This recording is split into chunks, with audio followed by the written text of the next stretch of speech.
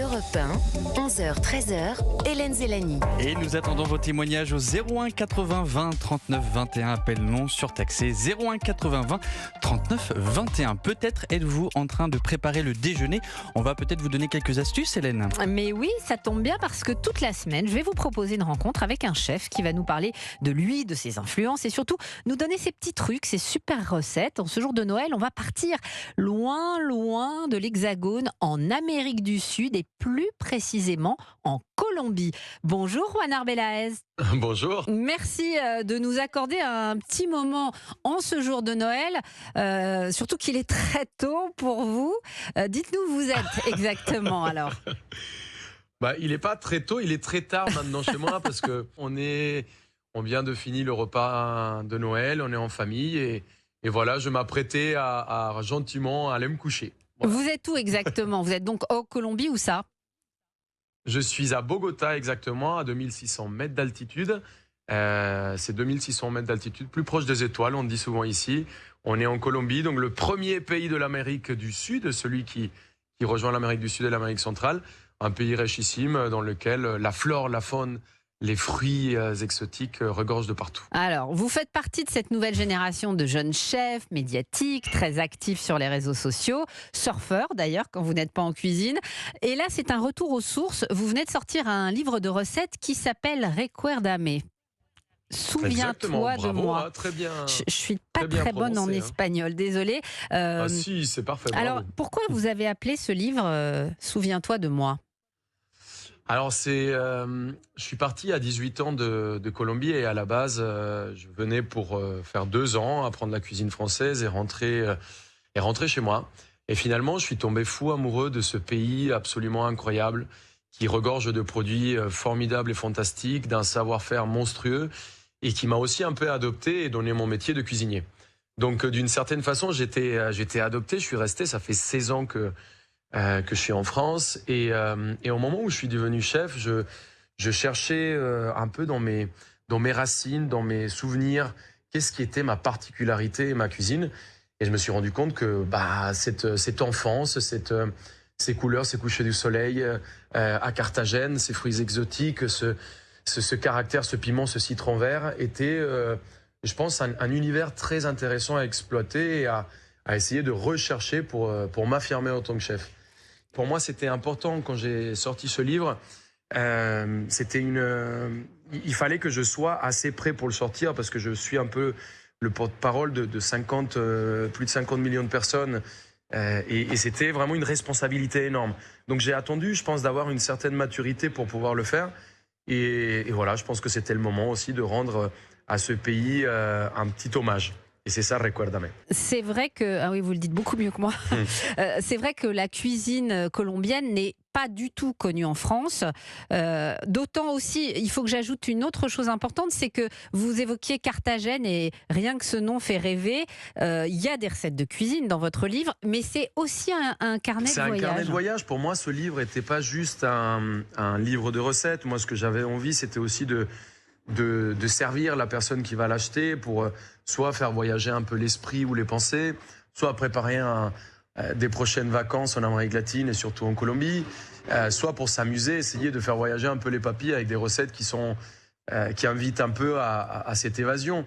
Donc ouais, pour moi, c'était des souvenirs d'enfance, où boire le café à Carthagène, c'est le meilleur resto à Bogota, c'est où manger la cazuela de mariscos la plus incroyable. C'est un carnet de voyage. C'est exactement ça. C'est ça le nom.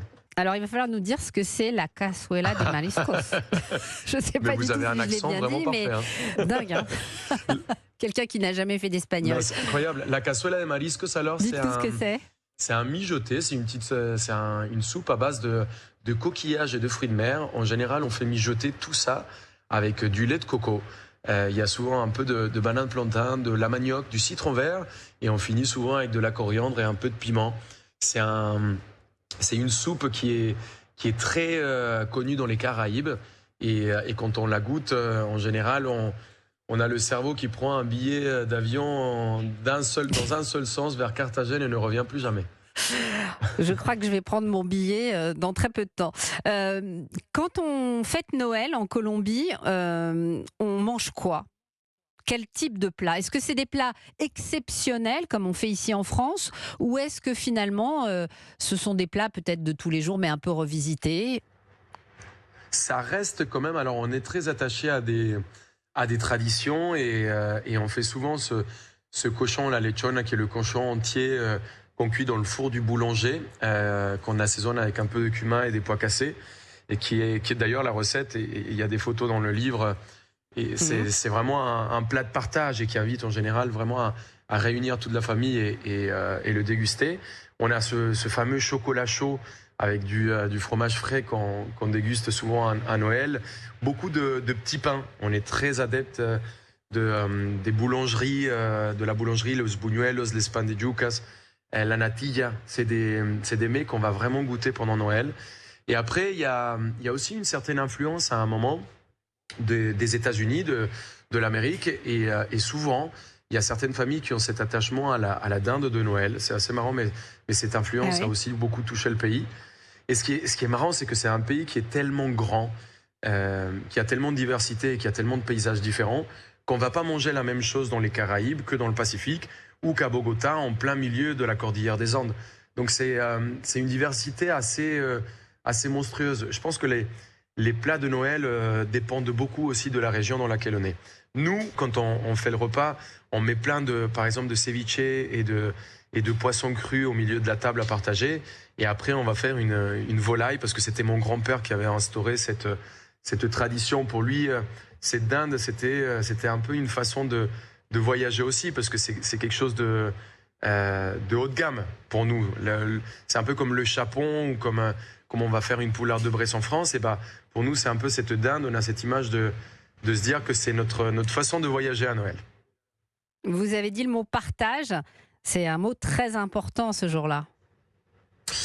C'est essentiel. Je pense que c'est pour ça que la table a un rôle si important. C'est que c'est le lieu où tout le monde laisse les différences, laisse leurs avis politiques et les conneries à côté. Et puis on se pose à table pour partager un moment. Et moi, je voyais mon grand-père et ma mère comme des espèces de super-héros qui avaient ce super pouvoir de mettre tout le monde d'accord autour de la table et partager un bon plat. C'est pour ça que je fais ce métier d'ailleurs. Alors, Juan Arbalez à 11h20 ici à Paris. Si vous le voulez bien, on va marquer une petite pause et on va se retrouver juste après. Absolument. Et n'hésitez pas à nous rejoindre en nous appelant 01 80 20 39 21, prix d'un appel non surtaxé. Nous sommes en direct avec Hélène Zalani, 11h-13h sur Europe 1.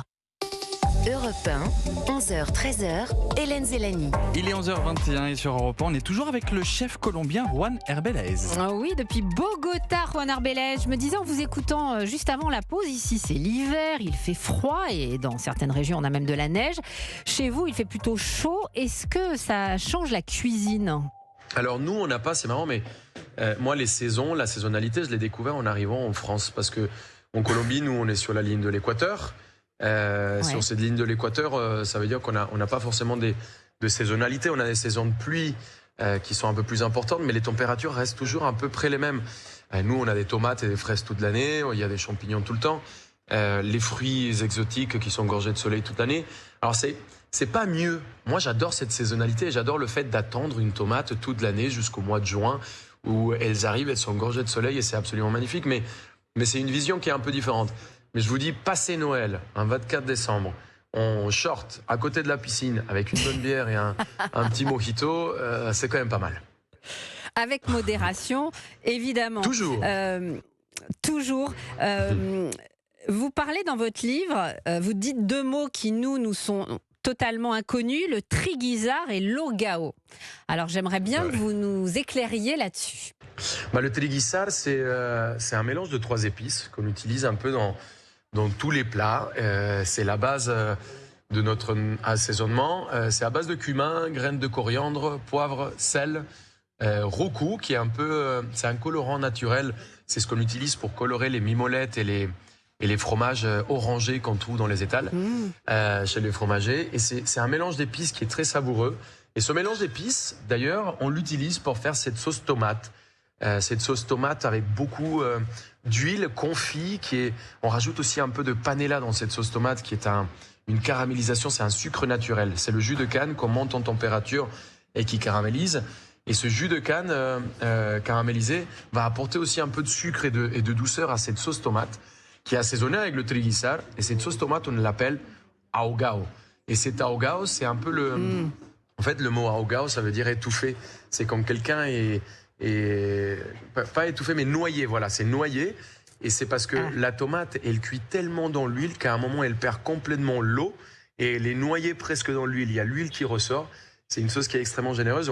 On la mange avec des œufs. On l'utilise pour le ceviche de camarones. On l'utilise avec du riz. On l'utilise avec de la volaille. C'est vraiment une sauce qu'on trouve un peu à tous les sauces. Mais alors, est-ce qu'en France, on peut les faire, ces sauces, ou est-ce qu'on peut les trouver d'ailleurs, éventuellement? Bien évidemment. Alors, la sauce tomate, c'est très simple, hein, parce que c'est un tombé d'ail. On fait revenir un peu de l'ail et des oignons dans de l'huile d'olive ou l'huile de tournesol, une huile neutre. On fait bien confire le tout. On va rajouter une concassée de tomates qu'on va cuire très doucement et très longtemps. Et on va rajouter ce mélange d'épices, triguisar, donc graines de coriandre, cumin, poivre, sel. Et on ne trouve pas le roucou ici, mais on peut le remplacer par du paprika ou paprika fumé.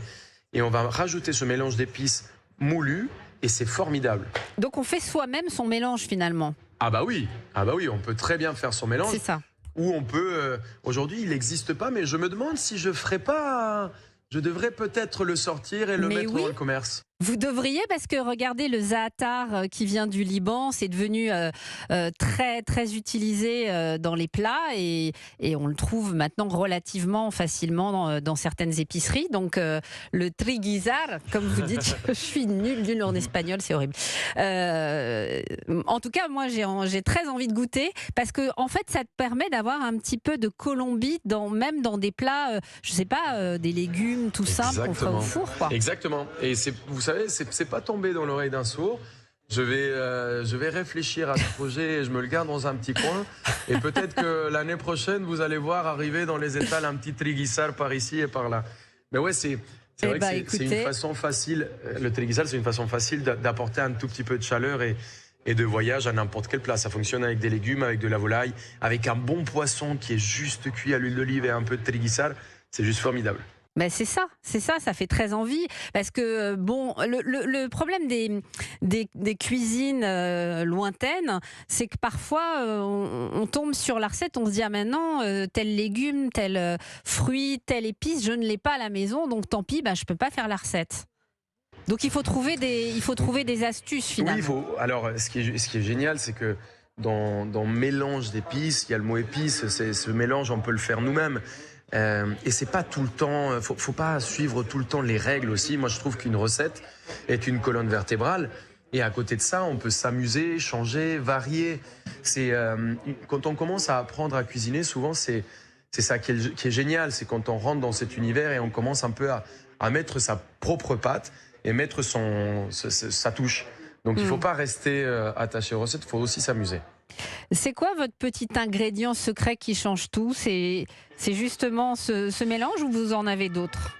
Ce mélange est très important, mais moi je pense qu'il y a quelque chose aujourd'hui qui change tout. C'est que souvent on utilise le jus de citron, mais souvent les zestes, on les oublie, on jette la peau des citrons. Et quand on a des citrons bio non traités et qu'on utilise ces zestes dans un poisson, dans une volaille, sur du riz, sur une salade, sur une bonne quinoa, c'est juste incroyable. On a l'impression de donner tout un autre univers à une recette qui était très simple et finalement ça prend une envergure différente. Mmh. Quand on vous dit Noël, vous l'associez à quoi là, sans réfléchir? Votre première pensée? Famille. Famille. Oui. J'ai promis, je suis parti quand j'avais 18 ans et j'ai passé 4 ans sans voir ma famille. Et là, au bout de 4 ans, j'ai réussi à rentrer avec mon premier salaire. Et j'ai promis à ma mère de plus jamais passer un Noël sans elle. Donc du coup, je tiens parole et dès que Noël arrive, je prends mon billet, je rentre chez moi pour recharger les batteries et revenir plus fort.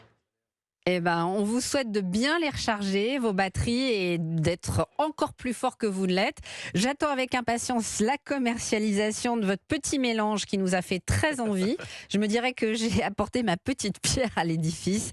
Je vous remercie beaucoup, Rohan Arbeláez, d'avoir été sur Europe 1 depuis la Merci. Colombie, depuis Bogota. Vous nous avez fait voyager et rien que pour ça, on vous dit un grand merci. C'est très gentil, merci beaucoup. Votre livre Recuérdame vient de sortir aux éditions First. Au revoir.